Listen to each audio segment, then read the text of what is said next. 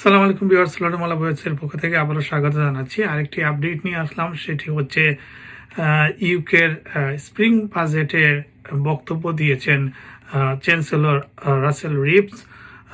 তিনি এই বক্তৃতায় যে বিষয়গুলো তুলে ধরেছেন, বিশেষ করে বেনিফিটে তিনি ব্যাপক কাটছাঁট করেছেন এবং প্রতিরক্ষা বাজেট 2.2 বিলিয়ন পাউন্ড বৃদ্ধি করেছেন। তিনি বলছেন যে বিশ্ব পরিস্থিতির কারণে ব্রিটেনের প্রতিরক্ষা বাজেট বৃদ্ধি করতে হচ্ছে। তবে সবচেয়ে ক্ষতিগ্রস্ত হবেন মধ্য আয়ের লোকজন বা যারা বেনিফিটি রয়েছেন তাদের জন্য দুঃসংবাদ। অর্থাৎ এক হিসেবে দেখা গেছে প্রায় 3 মিলিয়ন মানুষ বছরে প্রায় 1720 পাউন্ড করে কম পাবেন। তবে সরকার বলছে মধ্যবিত্ত যারা তারা গড়ে 500 পাউন্ড বেশি আয়ের সুযোগ করে দিবে এই স্প্রিং বাজেটের সরকার। এ নিয়ে মিশ্র প্রতিক্রিয়া দেখা দিয়েছে। বিরোধী দল কনজারভেটিভ বলছে এটি একটি অদক্ষ বাজেট এবং রাসেল রিভস তার অদক্ষতার প্রমাণ দিয়েছেন এই বাজেটে। তো সেই বাজেটটি কি একটু আপনাদেরকে পড়ে শোনাবো বিবিসির আলোকে। অর্থাৎ রিভস তার বক্তব্যে প্রতিরক্ষা বাজেটে অতিরিক্ত 2.2 মিলিয়ন পাউন্ড বরাদ্দ ঘোষণা দিয়েছেন। এছাড়া 2030 সালের মধ্যে সরকারি দপ্তরগুলোতে প্রশাসনিক 15% ব্যয় কমানোর লক্ষ্যমাত্রা নির্ধারণ করা হয়েছে। পূর্বাভাস অনুসারে গড়ে প্রতি বছর 0.5% হারে প্রকৃত গৃহস্থালী আয় বৃদ্ধি পাবে, যা 2029 সালের মধ্যে প্রতি পরিবারকে গড়ে 500 পাউন্ড বেশি আয়ের সুযোগ করে দিবে সরকার বলছে। তবে সরকার পরিচালিত এক বিশ্লেষণ অনুযায়ী 3 মিলিয়নের বেশি পরিবার প্রতি বছর গড়ে 1720 পাউন্ড হারাবে বেনিফিট খাতে।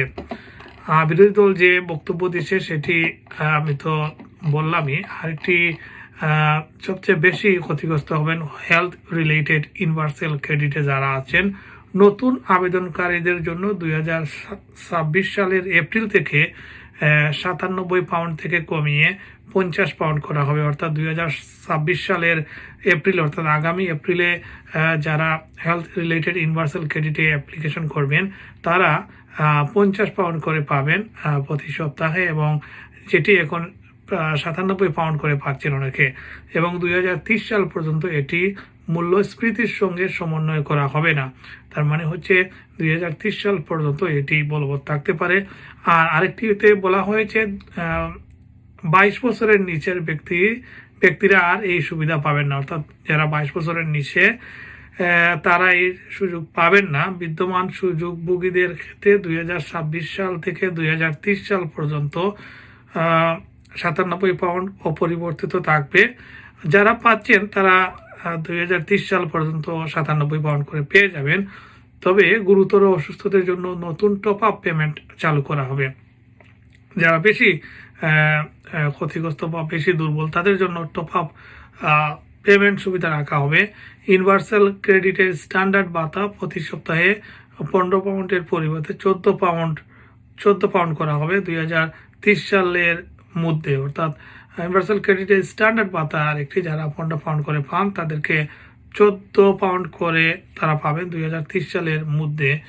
আর ডিসেবিলিটি বেনিফিট পিআইপির জন্য 2026 সালের নভেম্বর থেকে নতুন ও কঠোর যোগ্যতা নির্ধারণ করা হবে। অর্থাৎ পিআইপির ক্ষেত্রেও পরিবর্তনের সিদ্ধান্ত নিতে যাচ্ছে সরকার।